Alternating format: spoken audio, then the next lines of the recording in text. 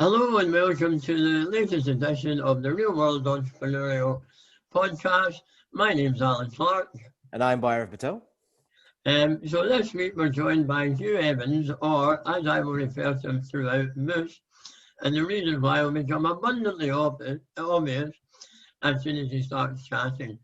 But before that, Bhairav, what's been going on in your real world this week? So I am more and more speaking to people back in the UK, realizing how depressed you are. I mean, it's quite fantastically depressed. So I, for everyone who knows me or who knows this podcast, as I am now ensconced myself into Croatia, simply because the sun is shining and people are acting like normal human beings. And every time I look back in the UK, I realize what the hell is going on. Like you say, the US elections is fucked up, right? But actually, really. Every time I speak to people in the UK, you're all a little bit more depressed than you were the last time I spoke to you. So come on, guys, what happened to the positivity there? I mean, okay, from a business perspective, again, it really is just it's weird. I mean, coming out here and doing the digital, well, you say digital nomad, being the virtual CTO, really gives you a new perspective on not, I wouldn't say just business, but it gives you a perspective on how people are feeling back in the UK. And what I find quite interesting and strange is that everyone has seemed to have mollified themselves, right? You've all become now sheep. And it's right. I feel that like you look at the rest of the world exists out there, and now everyone has basically taken a bit of soma and is relaxing and giving up. Do you think that's how the rest of the world looks at us, or is that kind of just a perspective that you've got now that you've broken free and looking from the outside in? I think that I don't think the rest of the world cares, honestly, about what goes on in the UK, and generally I don't think most of the world cares about what goes on in the US. I just don't think anyone really cares. I think the thing is that we seem to beat ourselves up as British folk. And the fact that I'll give you another great example is that I'm working with the NHS at the moment, right? And so we're doing NHS login. So imagine that you have a login to the NHS to find your GP records or whatever it is, right? NHS login in the UK will not work in Scotland, Northern Ireland, or Wales. Legally, they're not allowed to provide you with that service. So you're only allowed to use that service in England. So when I'm having conversations with the NHS at the moment, I'm thinking, I keep saying UK, but I can't say UK. I can't say Britain. I have to say England. And this is the most insane thing, is that we've now gone, and having lived 20 years abroad, coming back to what I thought was the UK, it ain't the UK anymore, right? And everything is now, and again, living abroad, coming back, not living abroad, but just coming out again and coming back in. Damn. Well, I think that's really evident in the response to COVID and our 145,000 different versions of lockdown that are on the go right now, and trying to work out what's going on. But on a more upbeat note, but it's rather interesting to have a view from the outside looking in and inside looking out. I had a really brilliant experience, a brilliant moment during the week, which was as the world woke up to absolute carnage in the US. One of the companies I work with now is a startup down in Kilmarnock who are using social media and frankly digital means to much more effectively and efficiently recruit participants for market research. And they woke up on the morning after the carnage to an email from one of the companies I've worked in in New York City, asking them to urgently go and recruit a panel of respondents across the US to allow them to take a quick litmus test of the state of that nation in that moment after the events of the night before. How do they find him, though? How do they find that company? Well, in fairness, they had already done some work in the past as a startup, and they found them because basically the managing director, the founder, Scott, had done some work on LinkedIn that had then got some visibility and shares around the community of creative market researchers. So there was already a connection there. But when they woke up in New York City thinking, we need help right now because of what's going on, imagine the scale of the industry in the US, the scale of industry in New York City But that chap thought, no, do you know what it is? It's that small start-up business in Scotland, in a place I've never heard of called Kilmarnock that I used to phone to get this done. And that just gave me absolute enthusiasm that in this world of startups and entrepreneurship, see if you have got a good idea, see if you can deliver a good product or service, do you know what? Amazing things can happen. Often that you don't ever have as part of your strategic plan, but there are opportunities that come along. So if you were looking back at the UK feeling on a bit of a downer about it, I actually had a really nice warm little glow during the week that actually there's some people doing great stuff. And to be fair, I have been to the Weatherspoons in Kilmarnock, and it was a positive experience when I was there. I was there many, many years ago. But we have a guest. So hello, Moose. And I'm sure we'll get into the, like why you're called Moose. But so let's start with full disclosure, because I think we should always be transparent to our listeners. Alan and Moose have worked together for many years now. And for those of you who've listened to the podcast over the last, 2 months that we've been doing it, you'll have known that Alan was the pioneer of rock radio in Scotland. What I want to know, though, Moose, is when you started with Alan, and back in the day when you were there, because you were there from the early days, am I correct? Yes. Right. Why was rock radio so revolutionary? Because when you look at it now, it makes sense, right? I mean, it's simple. But why was it such a revolutionary thing back then? Well, the thing is, it wasn't really revolutionary at all. It's just that nobody attempted it because the way that the model is constructed, the commercial model is constructed, it's not going to work. And so other people looked at that and went, well, no, it's too niche. It's too niche. What is the commercial model? Well, the commercial model is commercials, selling advertising. Everything is done and fueled by advertising. So gosh, I'm already going off on tangents. But if you ever ask any panel of people who are asked to research radio, what do you not like? And two things they come back and they say, commercials is always number one. I hate the ads. I don't want any ads. That's what I hate the most about radio. And the second is the limited playlists. I'd like to hear more music. I'd like to hear different artists. And those are consistently, every single panel I've ever been associated with, those are the top two, always. Yes, you think about radio, you think about commercial radio. Yeah. So let's say you have a business of 50 people, for argument's sake. About 80% of the resources that station spends on trying to attract advertising, the number one thing that listeners don't want. That's what they do. Their whole model is based on going out and getting something that their listeners do not want. That's because that's how they fund themselves, with advertising. That's how crazy that is. But that's what they do. And the manpower, the money, the effort is all spent on getting listeners so we can get advertisers, and then we can sell to those advertisers. So basically we're selling your attention. That's what that model is. All right. In order for that to work, you need big numbers.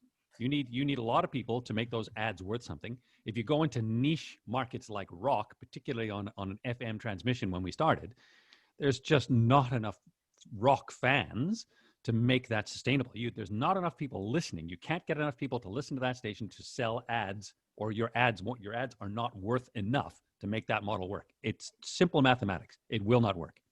All right. So in order to kind of break away from the past to the future, because I know obviously you're doing something very different from what Alan and you guys did in the past. So one question is, what did Team Rock make different? And with Primordial Radio, what are you doing differently from Team Rock? Wow. That's there's a question. Team Rock it failed because it tore itself apart from within. And there were so many different factions to it, and every single person had an idea of what it should be. There was no real clarity. The CEO had a very clear vision in his head, but he didn't. I don't know if he managed to impress that upon every single person. This is exactly what this is going to be. This is how we're going to get here, step by step. This is what it's going to look like. So I had my very definite view as to how it was going to work and how it should work. The editorial staff had a very different idea. I mean, every single department had a very clear vision and very clear as to how they think it should work. And none of them were the same. It just ripped itself apart from within. And there was no way we were going to win that fight when we were fighting ourselves. I mean, you can't win a fight when you're fighting yourselves. It's just ridiculous. It kind of then sounds like it was a little bit like the old early days of technology, right? Where you had lots of very great minds, all trying to fulfill a goal, but all wanting to achieve that goal in different ways, right? Exactly. But you said it bang on. We had an incredibly talented team. Oh my God, we had talent, we had expertise, we had experience, we had money, we had all the things that you would think, wow, if I'm making a successful cocktail, I've got all the ingredients here, but somehow we made the shittiest martini in the world. So what are you doing now differently? What's new with Primordial Radio? Well, we're now just focused on one vision. That's it, as opposed to 20, 25. And I'm not exaggerating. I'm sure Alan can, unless you disagree vehemently, Alan. No. Everybody had we started with a very clear vision, and everybody basically subscribes to that idea. I don't know how in depth you want it to be, but that's it. Every person is pulling in the same direction towards the same goal, and it just transforms the whole business. I mean, honestly, my job is so easy. It's incredible. So, I mean, I guess if I could maybe just interject for a second, the 3-stage process that I see to where Primordial is now, where Moose and the guys are. Back when I first met Moose, Moose was working in, and I was working as a supplier to Garden Media Group's radio division. And that is exactly as Moose said, the entire business was based on selling advertising. That was your background though, right? I mean, you came from the background of advertising. Oh God, yeah. I spent an entire decade of my life trying to make that model work. So how did you rethink your priorities? I mean, Alan, you were MD of an advertising company. So how do you? Well, let me explain how that came about, because the big idea is exactly what Moose identified there, which is when you've got a niche audience, you don't want to be, or that niche audience doesn't want to be inundated with irrelevant advertising messages as it tries to deep dive into the content. And when you're actually already a committed fan, you want more than just the top 40, whatever the top 40 is in that area. You want to learn new things. You want to, you're really into a sector here. And that was at the core of the Team Rock idea. Where Team Rock went wrong was we had a really clear strategy at launch. But when the business started running, that strategy stopped being aligned. And as Moose identifies, different parts and different views of what their outcome was going to be, and they were not aligned. And I just don't want to even get into how that came about and how it delivered. Mm-hmm. But the really smart thing that the guys have done as I stand outside and look, they've got exactly the same idea as Team Rock had, but they're keeping it simple. And everybody buys into the same strategic ambition, and they're creating a business that they can actually run as one coordinated group. All right, so I think this is now, I hope you don't mind, and I hope the listeners don't mind. I'm going to turn this into a dual interview.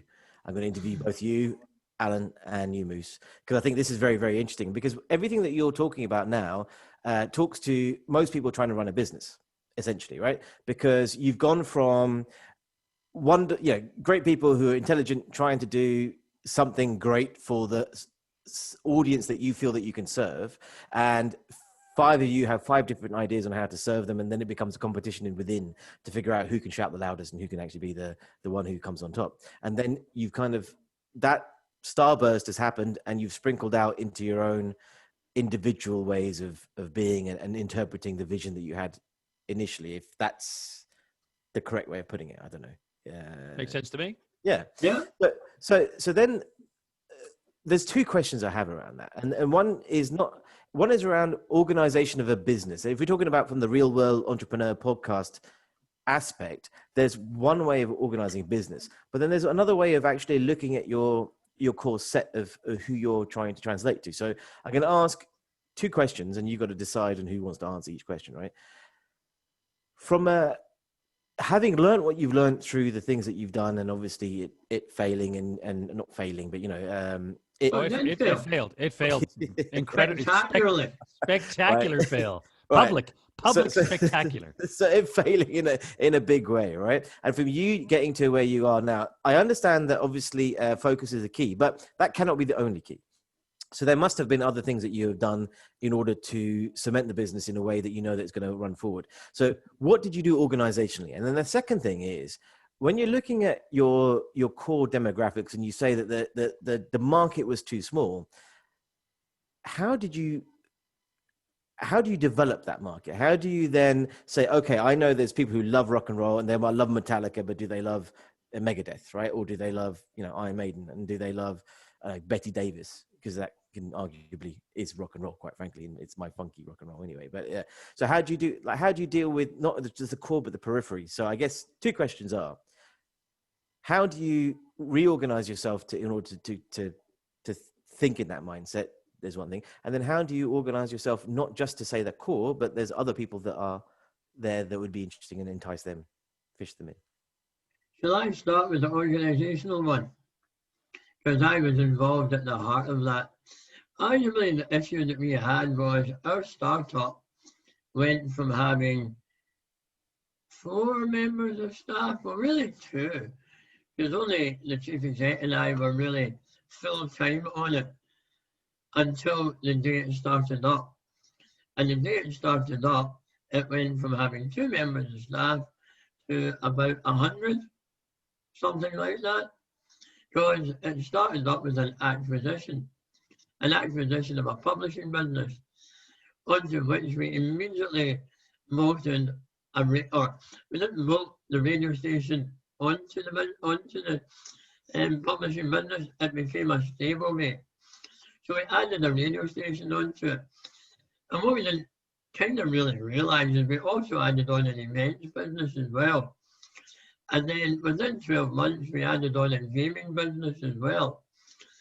And I think the real challenge was that while we were really, really tight organizationally going into this, as soon as it started working in the real world, the magazine business had been operating for decades and was actually very highly regarded and full of very powerful people who kind of saw a vision but interpreted it their same way.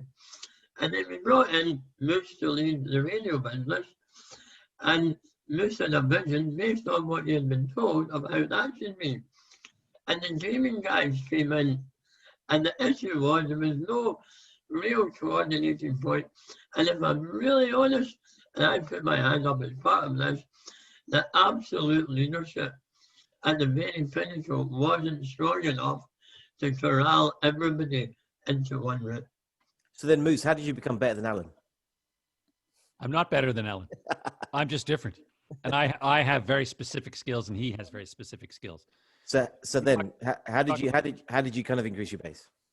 Well, when we started with nothing. So you think of the two examples. You've just talked about Team Rock and their acquisition of an established and successful, I don't know if revenue generating business, I could call it, I guess. So there was all sorts of history, and there's all sorts of legacy that you deal with. We started with nothing. So we started, and there's a group of us, and we said, okay, this thing that we think can work. We're part of this audience. We're part of this community. Okay, what do we need? What do we need to get this done? To start, and this is what we want. What do we need? What was this though? What was the so we need tech, obviously. No, this. What was the ethos? What was the this? Oh, this. So we want to be the greatest rock and metal radio station in the world. That's what we want to be, and we want to serve our community and nobody else. That's it. We don't want to work for advertisers. We don't want to work for banks. We don't want to work for VCs. We want to work for our community.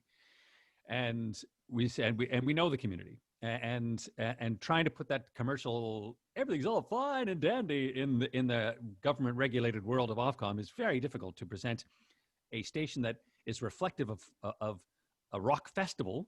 Can't do that on the air. So anyway, just to understand our audience, and be loyal to them and to them only, and serve them. That's the point. What do we need to do that? And with technology, the way it has advanced, we could see back when we started Team Rock, we could see 5G was going to just revolutionize the way that content can be served up and produced. And you don't need the bricks and mortar. You don't need all these things. So we didn't need a great deal of money. We needed people. There's another story of somebody who broadcast a breakfast show from the London Underground. Yes. Who That was it. That was, so we broadcast a live radio show from the Underground, London Underground. And we did that using Wi-Fi.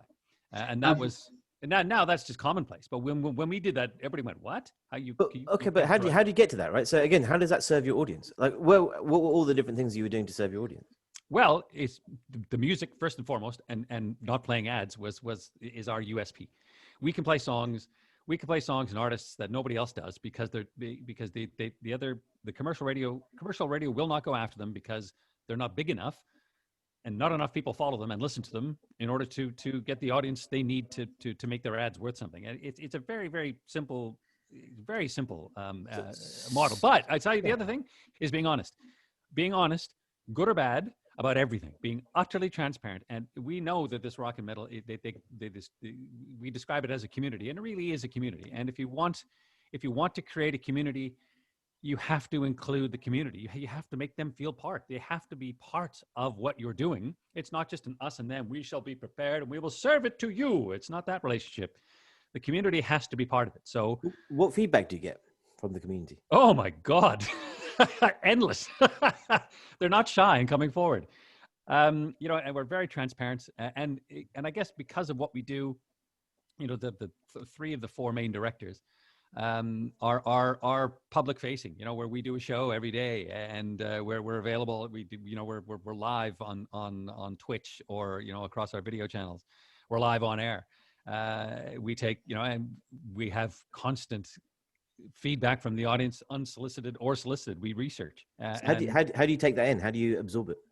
Well, we actually have 2 or 3 groups that we have created from the community who we have sort of like, for example, we've just set up like an equality commission to make sure that what we're doing is actually, because we have a very, very narrow lens that we look through. The directors say, okay, well, are we actually being inclusive? Are we?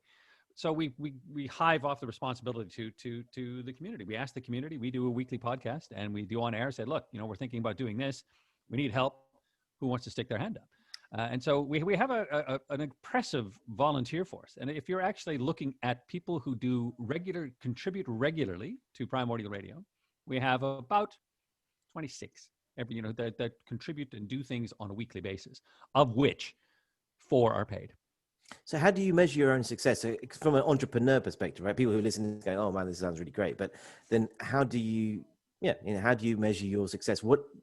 Or do you measure success? Is it worthwhile measuring success? Is it relevant to you? Oh my God, yes, absolutely. Success would be growth in numbers. So members of the community grow. And that what we thought that, from based upon all of our experience and our research that we'd been through the past 10 years, the anecdotal evidence, we said, if we created this thing and we can get the message through, people will come and people will like it. Not everybody will like it, but they will admire the idea because of how the origins of the story and indeed the actual ongoing story is compelling, and it is something that is unique in the UK in terms of rock and metal, and there's nothing like it. There's nothing like it out there right now.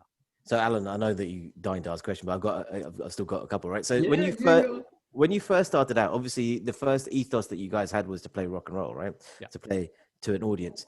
So how long have you guys been going?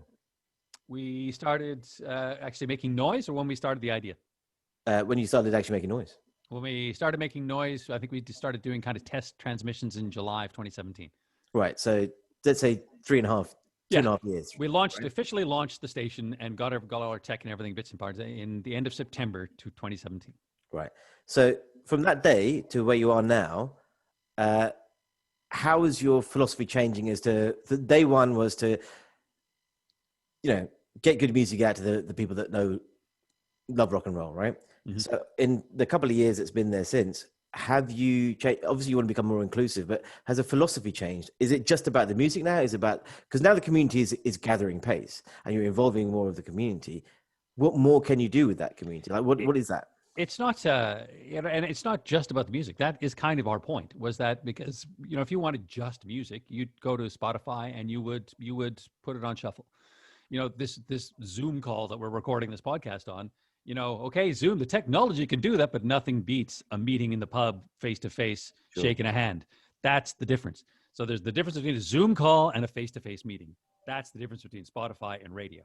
And so we are radio. We are personality. We have personality galore. We have opinions, and we argue, we fight, we sing, we laugh, we cry. Spotify doesn't do that, obviously.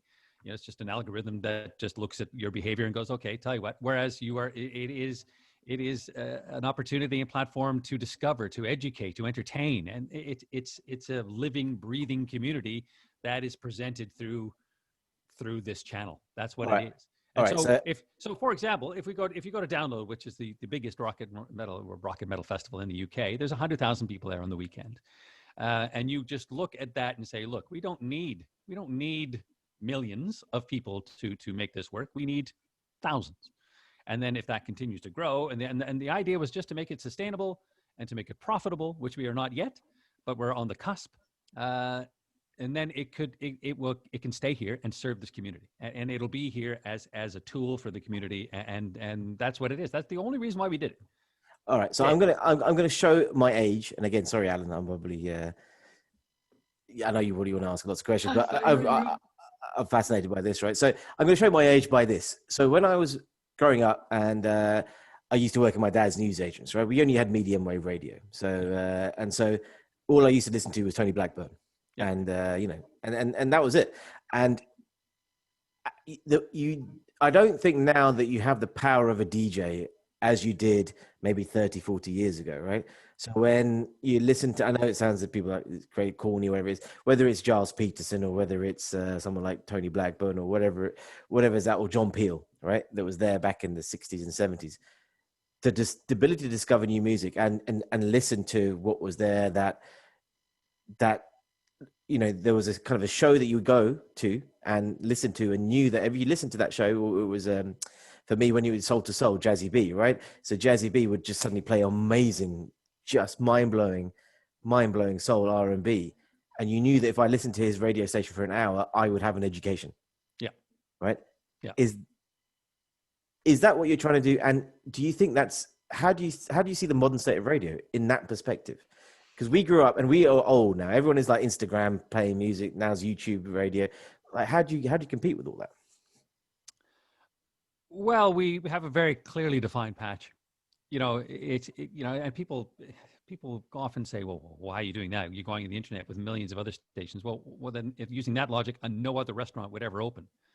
Yeah. So you have to have belief in what you're doing. And so, yes, there are other rock and metal services out there online. There are, and we just have to concern ourselves on us. So how do we compete against that? We make better cake.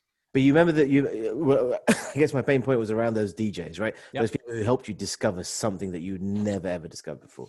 And is that part of the ethos? Oh, absolutely. If you listen to us, and of course I'm incredibly biased, but if you listen to us, yes, 80% of what you hear is so we have Pete Bailey, who is an absolute wizard with the music, and so he will create logs, and about 80% of that there will is already set, and so you have about 20% to play with, so that you can insert your own songs, and so every personality has their own. Well, every show has its own personality and its own flavor and its own sound, to a degree. And that's, if you listen to radio and how radio works now, the way it is networked, and there are only a few networks. I think there's really only 3 networks, maybe even 2 now in commercial radio in the UK. It's homogenous. Insert DJ here, same music, same DJ. And so, there's not much difference at all. If you listen to us, we're very, very different and incredibly different individuals. But how? We don't, so what well, do you how? Well, we don't actually format them to hell. You know what I mean? So in radio, it's like, okay, honestly, man, the last station, the last commercial station that I worked for, there would be on the screen, insert content here. do liner here. And it was so predictable. It was so boring. It had no life. It had no opinion. It was just sterile and boring and predictable. We're not that. We're not that. And we allow people to be who they are. And you know, if it means that you have to go on a 5-minute tirade saying fuckity, fuckity, fuck, then that's what it is. Or if it's, hey, no, you know, I'm really struggling with my mental health. Or holy Christ, there's a new breakfast cereal out there. Man, the tickets for the concert are on there. I mean, it's about life. It's, you know, yes, music draws us together, but inside there, and you know what really compelled us is this community is utterly dismissed. And within it, we know, I could show you our profile and I'll put it up against Classic FM and I'll put it up against Radio 2. And yes, okay, we're male heavy. This is fairly indicative of rock. But in terms of our education, our socioeconomic, you know, all that bullshit, we're the same profile as Classic FM. And, you know, but people think, oh my God, these drongos in the field going metal. Yeah, well, you stereotype us at your peril. But that's an interesting one. I just interject for a minute there because you've just expressed a passion there that it's so unusual about your business's desire to serve its audience well and not to worry about trying to do something that is big, but do something that is great. And great, you know, Alan, do you know what the difference is? Is I spent 10 years trying to convince others that we're worth it, as opposed to just looking and going, hey, fuck, we're worth it. Fuck, we don't need anybody else's endorsement or opinion. We don't need them. But why do people think you're not worth it? That's why I was saying. Well, because in order, basically, we're worth it for your advertising dollar. Mercedes, will you please advertise, or Harley Davidson. No, I wouldn't put my brand next to that. You wouldn't put your brand next to rock? What? Your Mercedes. Oh, no. I listen to rock, but this is the owner of the Mercedes dealership we were dealing with. Oh, I listen to the station. I love the music. But I'm not going to put my brand next to it. Well, you listen to it. But because the stereotype is long hair, tattooed rockers, and yes, we have long hair, and well, I mean, look at me. Do I look? You wouldn't peg me as a rocker because we're not. The stereotype is what drives everybody away, and so I spent a decade of my life. But that's like a 1950s stereotype, right? Well, I mean, Christ Almighty, they still carry on. I mean, nothing has happened to it. It's still there. I entered this world of rock and metal, particularly the metal world, completely with my eyes tight shut. I was going to say wide open, tight shut, because I had every preconceived idea. I'd done enough around rock in the past that I kind of felt I had a good idea what they were like. Oh my God, I have never met a more inclusive, involving, open, friendly, and educated audience in all my life. You know what? I mean, I think it's one of those ones where so I'll tell you one thing, right? My first introduction to rock and roll was Betty Davis. If I'm in luck, I'll get fucked up, right? I'll get fucked up, whatever it was. And so my friend from Norway had 1 terabyte worth of vinyl music, like wall-to-wall vinyl. And so he literally sat me down for 3 years and played me everything that was important in rock to listen to, right? And so then I understood, okay, now I understand exactly what this is. Because I was hip hop and R&B and a bit of house and this, that, and the other. And then once you're there, you understand, right? Yeah. You understand, you can convert, and that's it, you're done. Then I was at the AC/DC concerts, but you realize that everyone who's there is there for a passion, which is the music, and they don't really give a shit about who you are and what you do and what job you have. And as long as you're there loving the music, you can wear what you want. It's not like, back in the days where if you're a hip hop concert or you're a house concert, you have to wear a certain thing in order to get in. Rock and roll, you can rock up in shorts, a suit. It doesn't, no one gives a shit, right?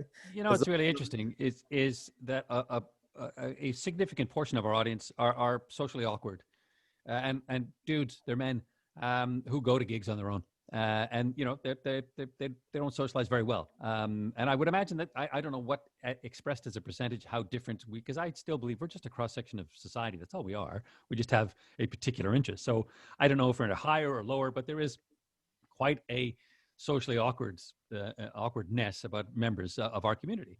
But the thing that I think you want to know what success is that they wear the Primordial T-shirts with pride. We sell our merchandise, and radio stations don't sell T-shirts. They give them away at promo events. No, we sell ours. People buy them, put them on their back to show off. And when they see each other, they may have never met each other. They see each other in a field at a gig. They go, "Hey, man, how are you?" And they've got a friend. And they go, "Hey, man," and they're together. And that is a common theme. And to me, that is success, bringing these people together. Because we use the analogy of the only rocker in the village. There's always one. Every bus you're in, every restaurant you're in, there's one at least. But you just can't see them. They're walking amongst us. And it's connecting these people, and the digital opportunity allows us to do that.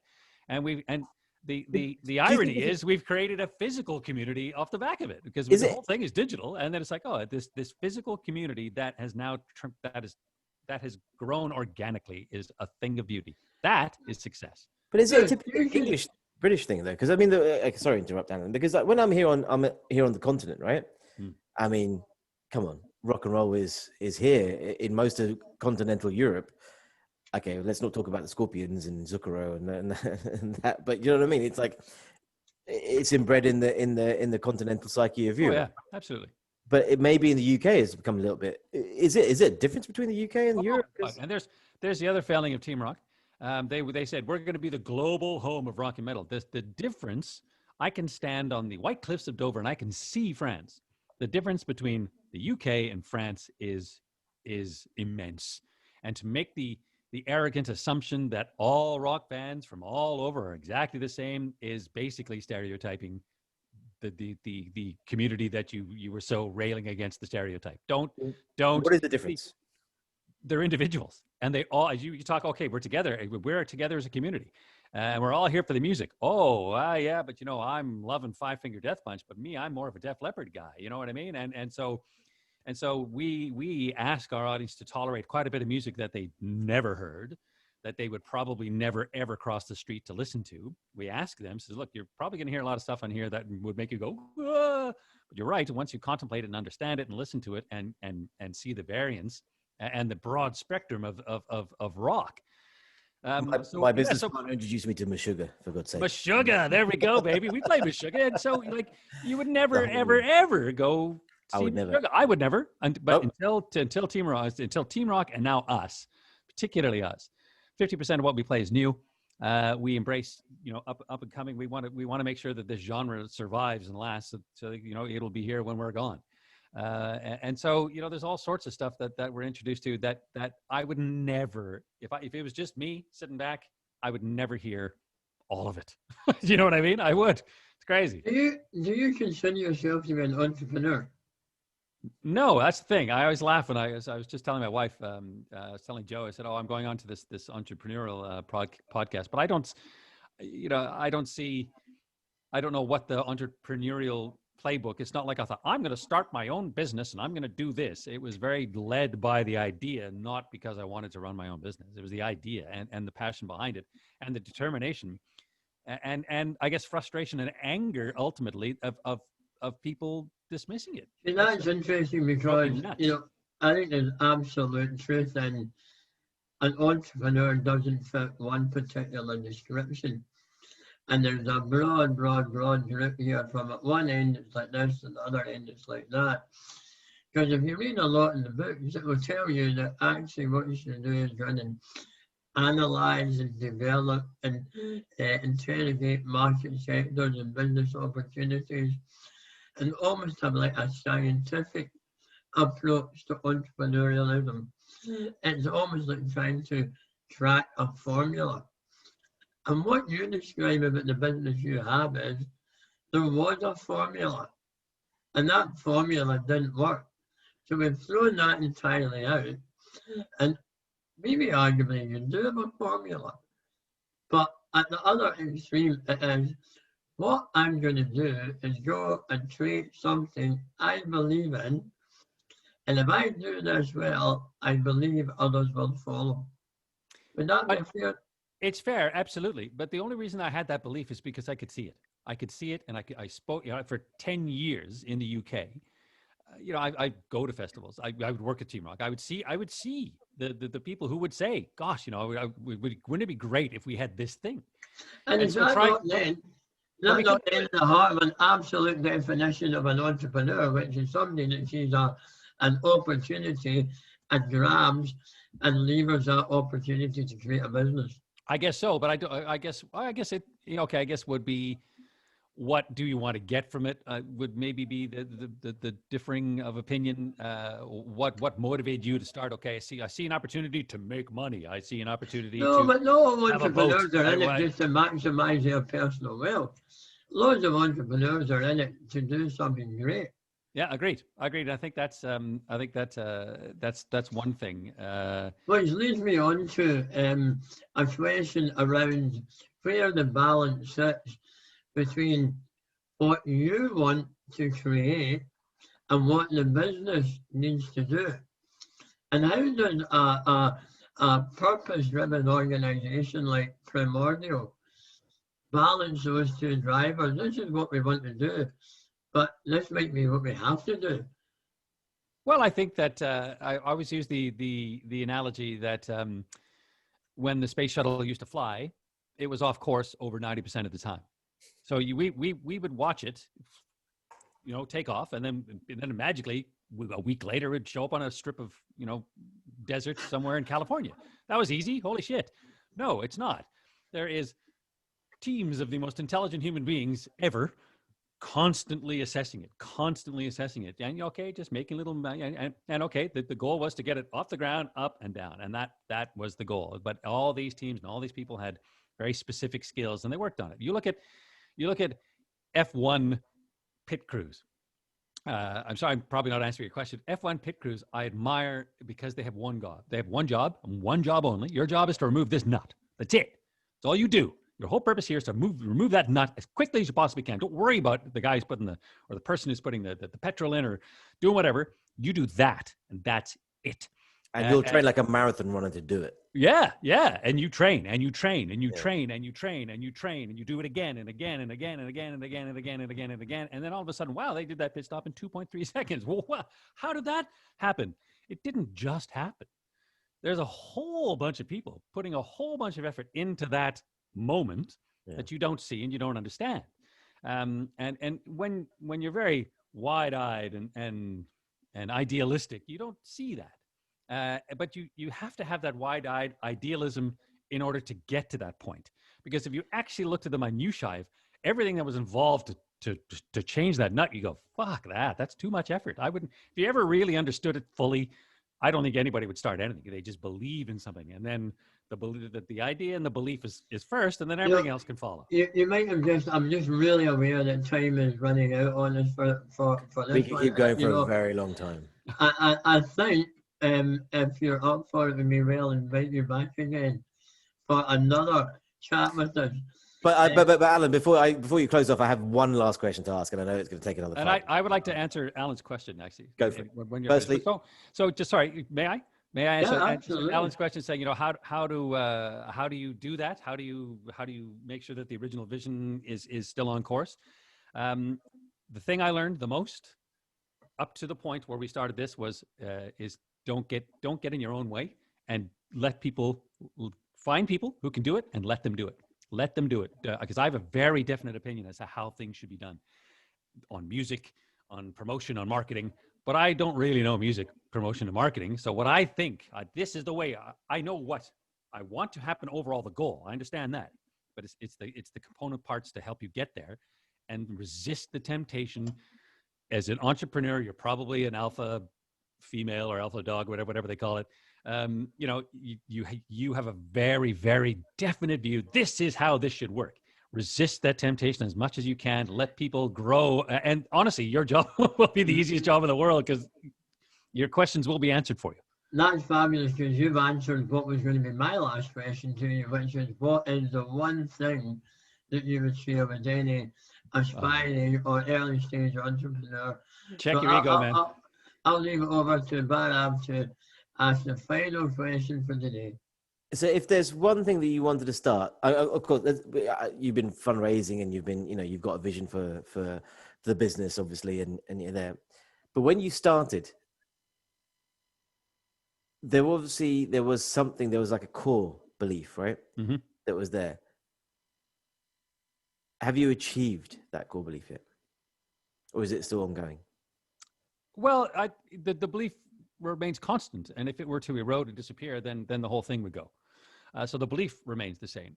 So is it a question of have we arrived? No, not even close. Not even close. You know what we've done is very publicly and awkwardly we've built on the fly. For the first 3 years we've built, and we were very open about it to the people that were here, saying, right, okay, we're still getting our systems in place, because we've been very, very, very frugal, and we've been running this as almost like a volunteer organization up to this point. Now I think it's a time we have a product. And you know what it is? We've proven that it can work.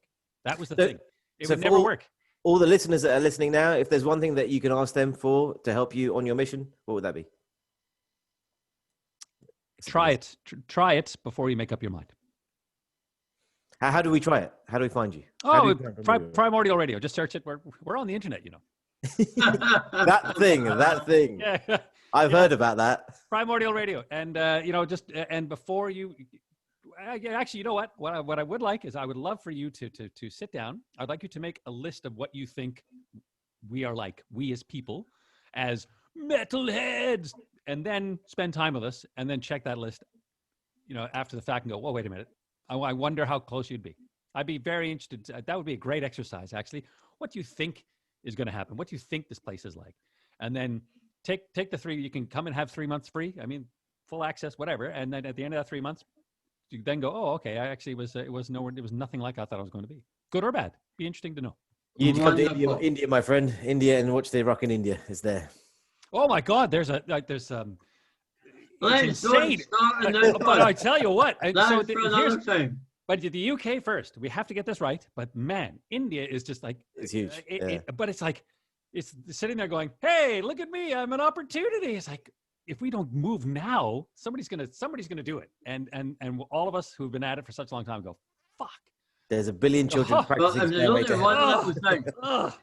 one thing I can share at the end of it, Moose. The Indian opportunity sat there 8 years ago, and we said, if we don't move now, we're going to miss it with Team Rock. 8 years down the line, it's still there. Well, so, at some point in time, that won't be true. It's a very, very big opportunity. Moose, thank you so much for joining us on this episode of the New World Entrepreneurship podcast. That's all from me, Alan. That's all for me. And the wonderful Hugh Evans, or the inimitable Moose. Thank you so much. Thank you for having me. See you next time. Well, I think this conversation can go for hours. Oh God, man. Get me started. I tell you what.